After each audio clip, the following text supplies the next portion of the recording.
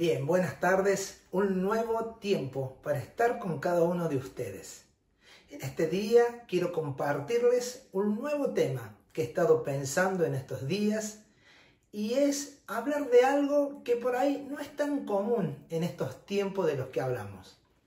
Generalmente lo que estamos escuchando en estos días, a partir de todo lo que está pasando a nivel de nuestro país y a nivel mundial, de circunstancias difíciles, escuchamos que todo va a estar bien, que todo va a pasar, que todo va a venir a mejor, que tenemos que esperar, pero que van a venir cosas mejores.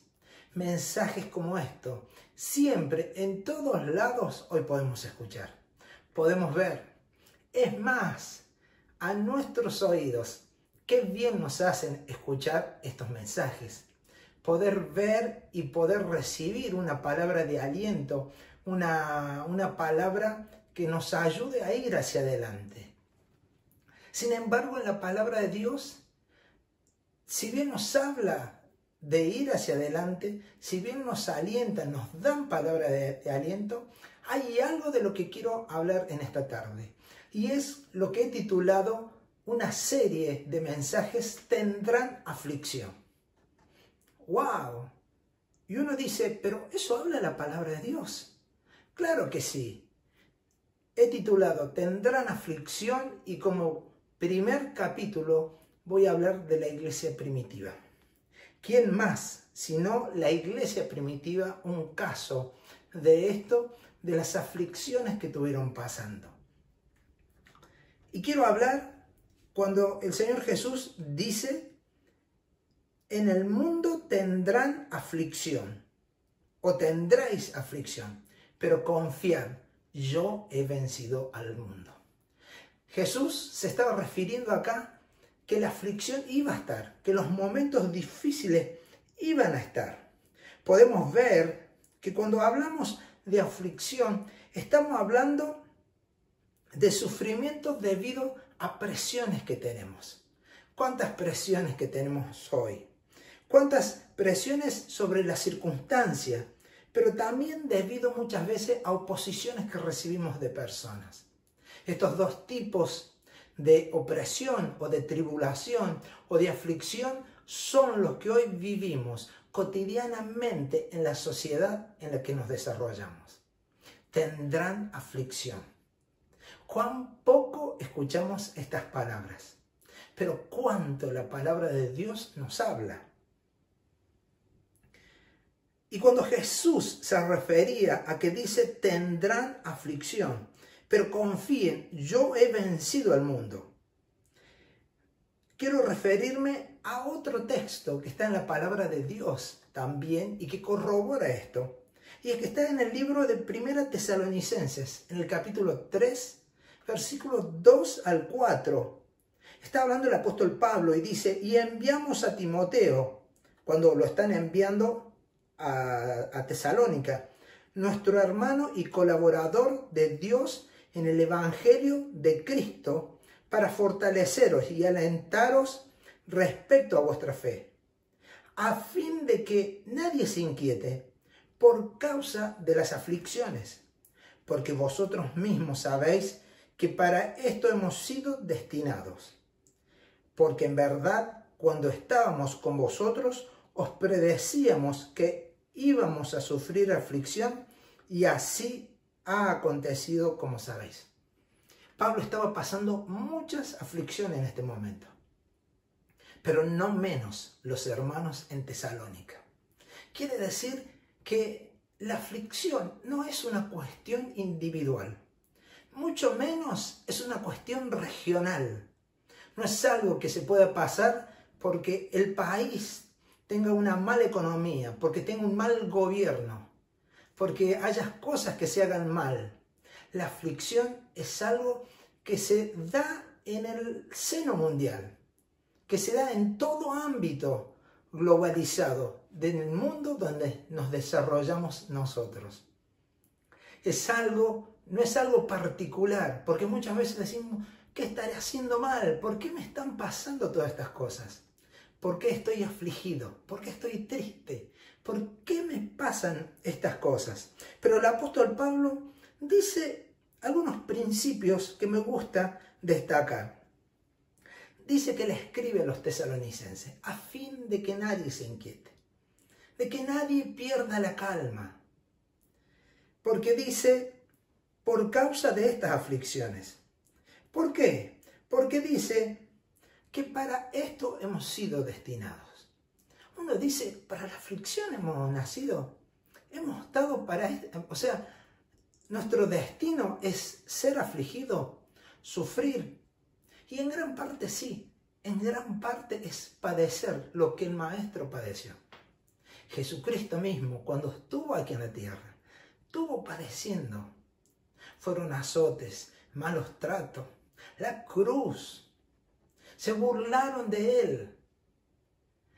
Esto era para lo que estaba destinado o para lo que había venido a cumplir.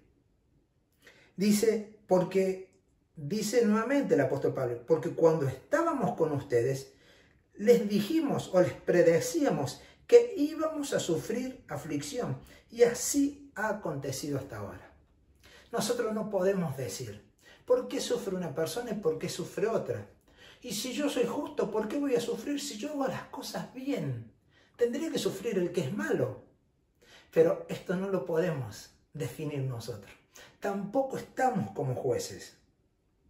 En el Salmo 34, versículo 19 dice, muchas son las aflicciones del justo, pero de todas ellas lo libra el Señor. La Biblia sigue afirmando que son muchas las aflicciones, son muchas las tribulaciones, son muchas las oposiciones con las que estamos al frente cotidianamente.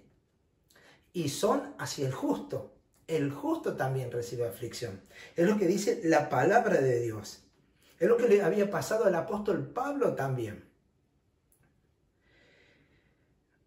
Y después vamos a ver ya de lleno, ingresando a lo que le pasó a la iglesia primitiva. Vemos que en la iglesia primitiva lo tomé como el primer caso para ir a la raíz un poco de nuestros padres, de los que nos fueron haciendo los cimientos, los apóstoles. Y vemos que en la iglesia primitiva apenas nació. Podemos ver el libro de los Hechos, cuando Jesús les dice que vayan al aposento alto, que lo esperen. Viene el Espíritu Santo con el bautismo, pero luego de eso, ya en el capítulo 4, viene el arresto de Pedro y de Juan. Ahí vemos cómo desde ese comienzo ya empieza la persecución. Vienen las dificultades, viene la tribulación. Y dicen que los sacerdotes estaban indignados porque enseñaban al pueblo y anunciaban en Jesús la resurrección de entre los muertos. Le echaron mano, los pusieron en la cárcel hasta el día siguiente, pues ya era tarde. Esto era en el capítulo 4. La iglesia empezaba a tener aflicción. Los justos, como dice el Salmo, empezaban a tener aflicciones, empezaban a tener tribulación. Pero alguna característica especial de la iglesia primitiva es que se empezaba a dar cuenta de la situación de las aflicciones. Muchas veces tomamos a las aflicciones como es algo que se nos viene en contra, pero dice que ellos estaban contentos de sufrir aflicciones por causa de Cristo, por causa de aquel que vino y se entregó para darnos vida eterna. En el capítulo 5 de Hechos dice que los azotaron y les ordenaron que no hablaran en el nombre de Jesús.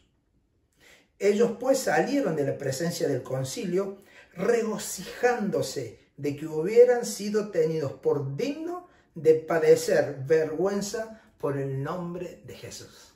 Aquí encontramos cómo la aflicción es parte de la vida del creyente. Y es parte de saber de lo que Jesús tuvo que sufrir acá y dar su vida por nosotros. Entregar su vida en la cruz. Vemos otra característica ejemplar, pero que se va viendo en la vida de cada creyente, en la vida nuestra también. Vemos el relato en Hechos 7, en Esteban, cuando dice al final, dice, y cayendo de rodillas, cuando lo venían apedreando, cuando lo querían matar y lo terminaron matando, dice, y cayendo de rodillas, Esteban clamó en alta voz, diciendo, Señor, no le tomes en cuenta este pecado. Y habiendo dicho esto, durmió. ¿Cuántas características saca la aflicción? No solamente que muchas veces no tenemos que creer que todo va a ir bien, que todo va a andar bien, como han sido los eslogan por el tema de la pandemia y por tantas cosas, sino que esto empieza a sacar cosas buenas de nosotros, empieza a pulir al creyente, empieza a purificar a cada uno de nosotros y a la iglesia en su totalidad. En Hechos 8 dice, y Saulo, antes de ser Pablo, estaba completamente de acuerdo con ellos en su muerte, en la muerte de Esteban, ¿sí?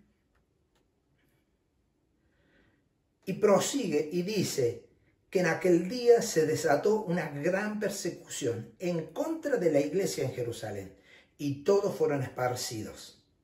Y algunos hombres piadosos sepultaron a Esteban y lloraron a gran voz. Pero Saulo hacía estragos en la iglesia, entrando de casa en casa y arrastrando a hombres y mujeres, los echaba en la cárcel. ¿Cuántas situaciones?